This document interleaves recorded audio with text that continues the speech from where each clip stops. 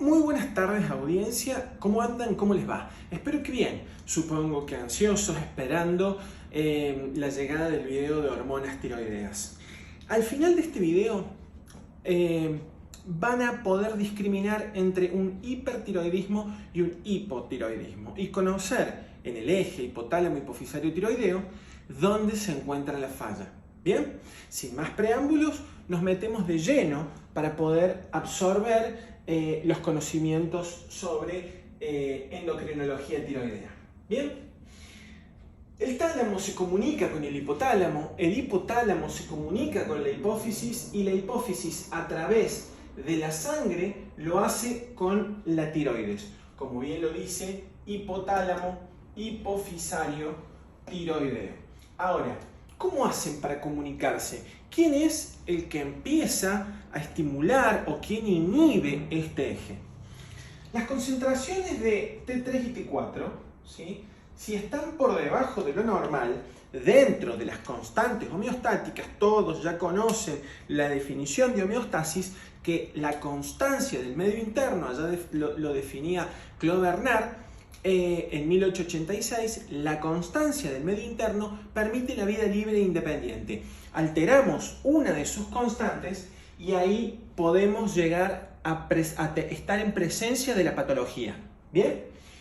El descenso de T3 y T4 sería el estímulo, el promotor de la estimulación del eje. Inmediatamente el tálamo libera el péptido TRH que atraviesa obviamente el pedículo hipofisario hacia la adenohipófisis. La adenohipófisis lo que va a hacer, las células especializadas en liberar TSH, hormona estimulante de la tiroides, la van a liberar a la sangre. Y esta, cuando llegue a los órganos, a la circulación sistémica, va a pasar por el órgano diana. En este caso va a ser la tiroides. Y la tiroides va a empezar a fabricar T3 y T4, ¿bien? Tetrayodotiroxina o triyodotiroxina. Y esto va a elevar los niveles.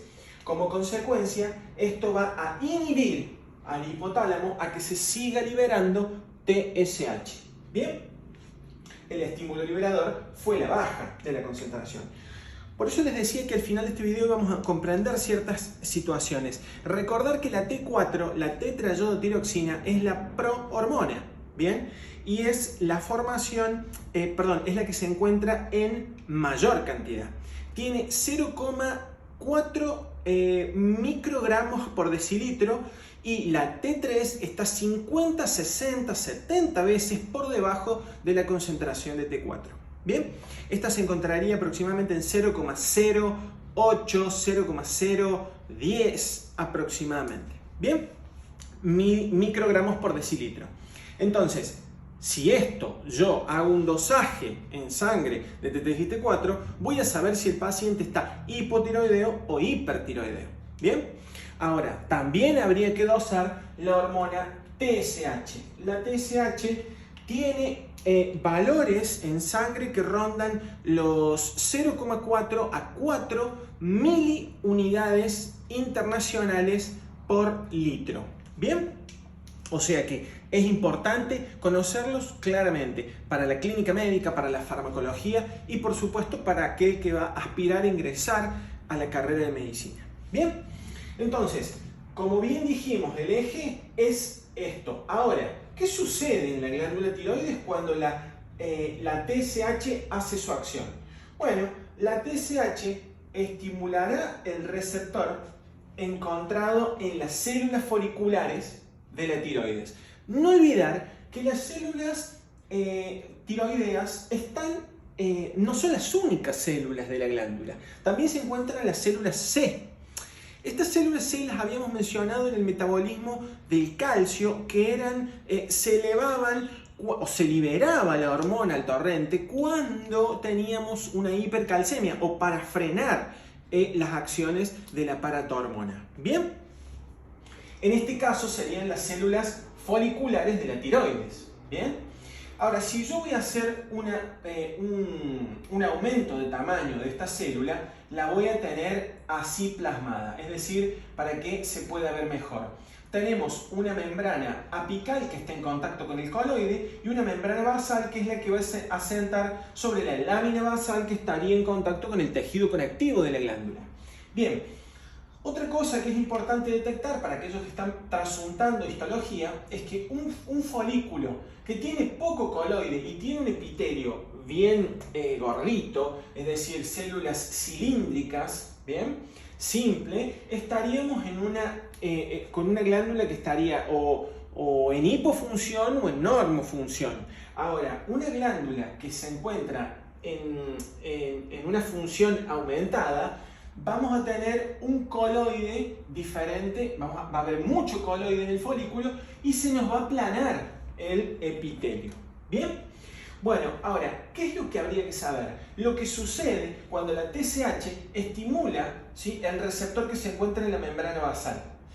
Esta hormona y su receptor están asociados, generan cambios conformacionales y el receptor está asociado a proteína G. ¿A qué tipo de proteína G? A la GS. Y ustedes, como ya saben, la GS estimula la adenilato ciclasa y esta aumenta las concentraciones de AMP cíclico con dos objetivos: elevar el calcio dentro de la célula y adjuntarse a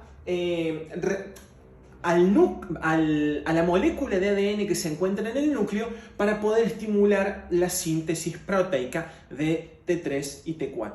¿Bien? Entonces, por un lado tenemos eso. Después, la captación del yodo. Sí o sí es importantísimo tener concentraciones de yodo dentro de lo normal, es decir, necesitaríamos aproximadamente, si mal no recuerdo, 100 miligramos por día aproximadamente, que son los requerimientos normales de nuestro cuerpo, que, dicho sea de paso, en 1969 aproximadamente se aprobó la ley de que la sal, el agua y algunas comidas tenían que tener concentraciones de yodo, ¿sí?, para que no sufriéramos del hipotiroidismo provocado por la ausencia de yodo. ¿Bien? Entonces, continuando, estimula la síntesis proteica y a su vez es captado el yodo desde la sangre, porque esta glándula tiene la capacidad para captar todo el yodo que se encuentra circulante. ¿Bien? Entonces, ¿cómo va a ingresar? El yodo entra con un simportador o cotransportador entre sodio y yodo. ¿Bien? En la membrana basal de la célula, es decir, que entra por aquí abajo.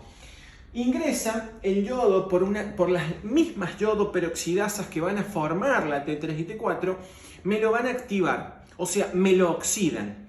Y una vez sucedido esto, cuando se sintetizó la apotiroglobulina, esta va a ser exocitada para formar parte de este coloide, que ustedes ya saben es una proteína, una glicoproteína. Tiene un 15 o 20 o 30% de hidratos de carbono y un 70-80% es un péptido. ¿Bien?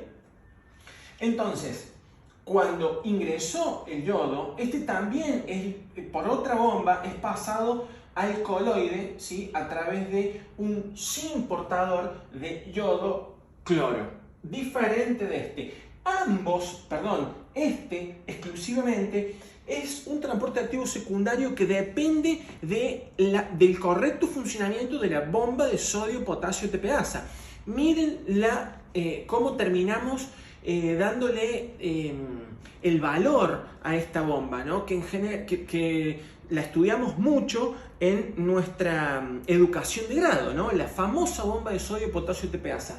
Este es transporte activo secundario, no olvidar, y funciona gracias al correcto funcionamiento de la sodio-potasio TPasa. Una vez que esto sucede, es exocitado hacia el coloide, pero cuando no lo necesita. Ahora, cuando la hormona TSH sí mandó la comanda de que necesitamos liberar T3 y T4 hacia el torrente sanguíneo para las necesidades diarias, entonces esta célula empieza a emitir pseudópodos y provocaría, ¿sí?, la captación del coloide. Una vez que Esto sucede dentro del citoplasma de la célula folicular de la tiroides, se sucede la escisión de la molécula. Es decir, la apotiroglobulina es rota, se desarma en fragmentos de diiodotiroxina y monoiodotiroxina, lo que vamos a llamar como DIT y MIT. ¿Sí? La diiodotiroxina y la monoiodotiroxina. ¿Bien? Para la formación de T4, ¿sí? Yo voy a necesitar que dos moléculas de DIT se fusionen y se unan a través de las yodoperoxidasas que se encuentran acá, las yodoperoxidasas. Y para poder formar T3, yo necesito una molécula de diiodotiroxina unida con la monoiodotiroxina. Entonces formo lo que es T3. Recuerden que la hormona activa es T3. La importancia de conocerla, es decir, de que ella es la que genera todas las acciones o la dinámica de este famoso eje. Pero están en un equilibrio dinámico en el torrente sanguíneo, es decir, porque T4 es prehormona, ¿sí? O prohormona. Entonces, cuando las concentraciones de T3 caen, existe un equilibrio dinámico, las concentraciones tienen que ser iguales. Hay un pool de T4 que se empieza a desligar de las proteínas de la sangre y para formar T3. ¿Me explico? Entonces, sumamente importante, cuando esto se libera al torrente sanguíneo, va a tener sus acciones en todos los órganos de la periferia. Y acá, y acá hay que conocer qué es lo que sucede. Esto es en la glándula, la acción de TSH. Después T3 y T4 hará sus acciones en el sistema nervioso central, en el tejido adiposo, en los diferentes órganos. Estos son los más importantes, pero no hay un órgano que se escape a la acción de la T3 y T4.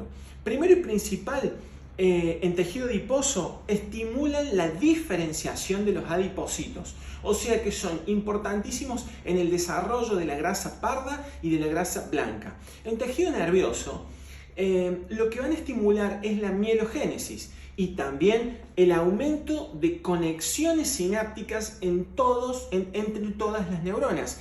Imagínense la importancia en un pacientito que se está desarrollando dentro del útero de la mamá.